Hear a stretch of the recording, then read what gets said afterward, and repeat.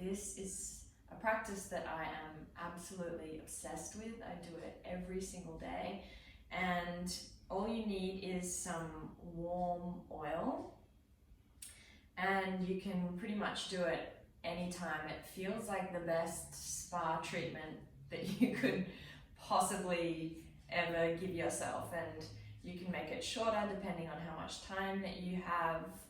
You don't necessarily need any particular type of oil. There are different oils for your constitution. If you do know if you're more pitta or vata or kapha, I have homemade love potion from a friend, and I'm not exactly sure what's in it. It burns a little bit, but the intuitive good burning. So if you want to follow your intuition and find some concoction of your own unique desire, then I would encourage that personally.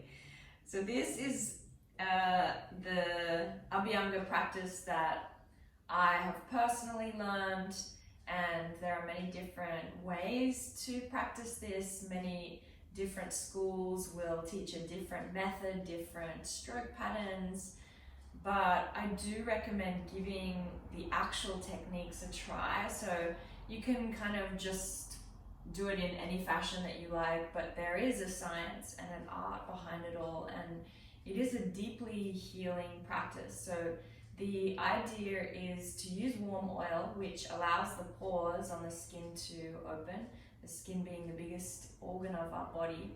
And when we start to massage, it's like flushing all of the metabolic waste up to the surface. So we're helping to clear out the organic debris, like mobilize all of the internal clutter and push it up towards the surface so that it can be eliminated.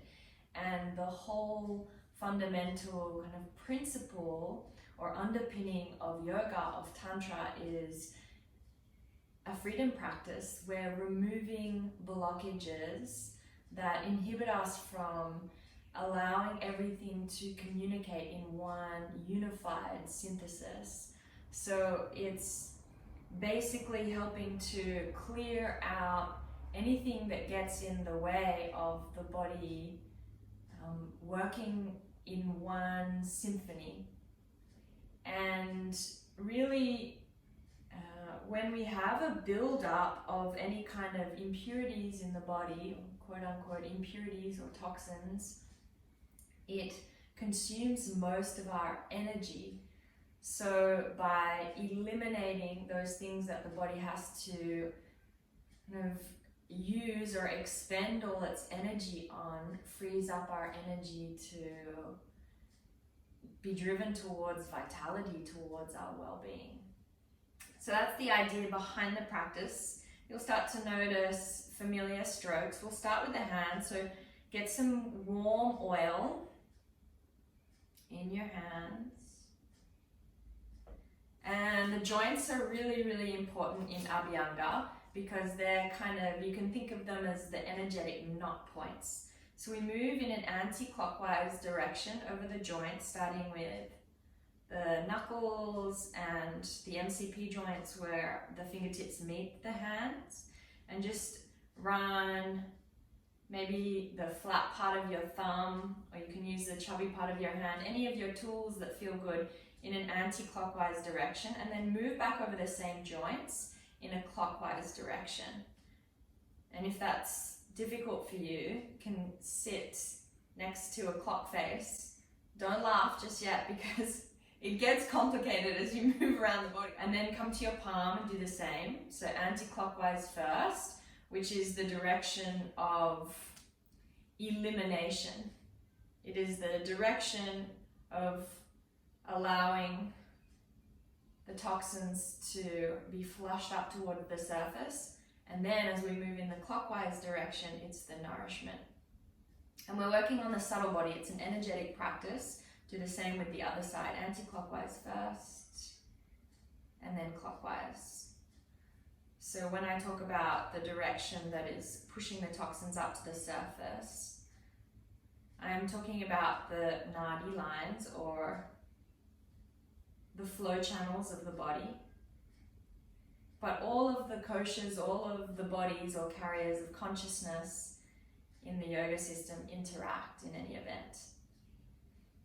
Come to the wrist creases and again, focus on the joint, move in an anti-clockwise direction and then back in a clockwise direction. And you might be a little bit slower the first time you do this, and after a while you'll find your groove. One side of the wrist anti-clockwise and then clockwise, and then the other side anti-clockwise and then clockwise. There's a special movement on the forearm which is a figure 8, like an infinity loop, or like the primordial pattern of our DNA. It's the pathway of the nadis. So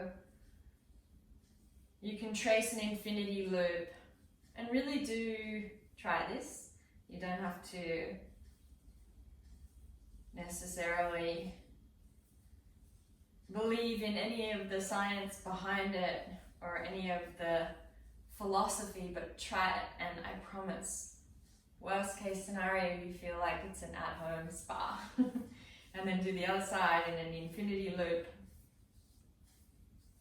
And then long strokes to go over that, up and down. Same on the other side. And you just cover more surface area. And then the upper arm is exactly the same, except you include in your infinity loop the shoulder. And then you can come up to the shoulder and do anti-clockwise and clockwise.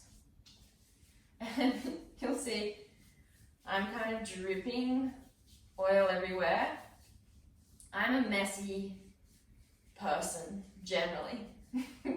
So if you have some concerns of messiness, like me, then you can choose a perfect plot that you like to sit on.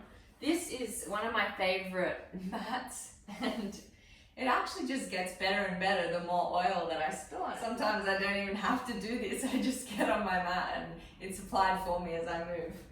So you can experiment with that too. The final strokes on the upper body are on the neck. So just behind, up to behind the backs of the ears, from the tip of the shoulder up to the back of the neck.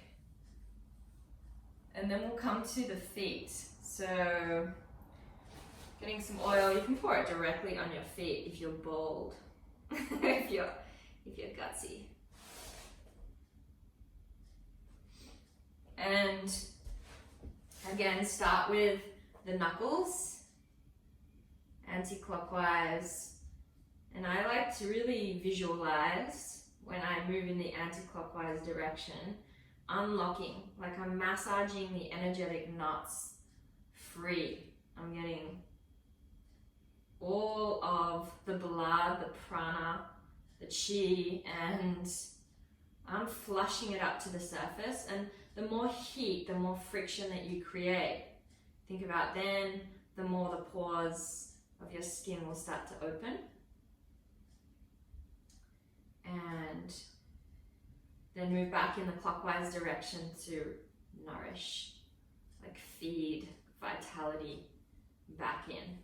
Soles of the feet, one direction and then the other direction on both sides. And then the ankles, anti-clockwise and then clockwise, but this is a little, I would recommend personally doing one side and then the other side, so the inside and then the outside, because otherwise it's a little tricky on your brain to work out the direction. And then infinity loops on the shins. You could double. I haven't tried this before. This is this is the first, two at one time. Usually I do two hands on one. But you know, you learn all the rules to forget all the rules. And then the knees, one direction, the other direction, and same. The backs of the lower leg, you do the infinity loopings. I'm not sure I'm really doing it, but mine feels more like tracing the outline of like a dead fish. We don't want a dead fish. We want a very much alive fish. One direction behind the knees and then the other. And then the long strokes. And when you kind of pull the energy back up, so it's like you slide down, like if you imagine you were like sliding down a water slide, and then pulling, like heaving your butt back up again. It's like you pull actually the blood, the prana, the chi back towards your heart again. And you might like to just do this for an extended period of time, and that might be enough for you. Maybe you just feel like just a shin bone Abhyanga one morning. So I think intuitively you'll know what your body needs and how much time to spend on each part. Your upper legs, you do infinity loops on the top side and the underside. And then you just do spirals around your outer upper leg. And that's really important because this is where a lot of the stress of our daily movements come from, walking, from sitting. So we really want extra chi there, extra vitality. Get some more, ooh, you can't see, but that was very courageous of me. The next stroke is belly clockwise direction for this one, only clockwise, around the navel, and then just small circles everywhere on your abdomen to stimulate the Agni, the fire. Digestive fire is one of the key elements of Ayurveda because our metabolic fire is what actually transmutes, it galvanizes, it breaks down and allows assimilation, digestion, and ultimately the freeing or the release or the elimination of anything that is stagnant or coming to the face. Oh golly, so many things are happening here. This is like a slippery slide party, and I'm so happy you're all invited with me. Okay, so coming to your face, and the most important stroke on the face is from the chin,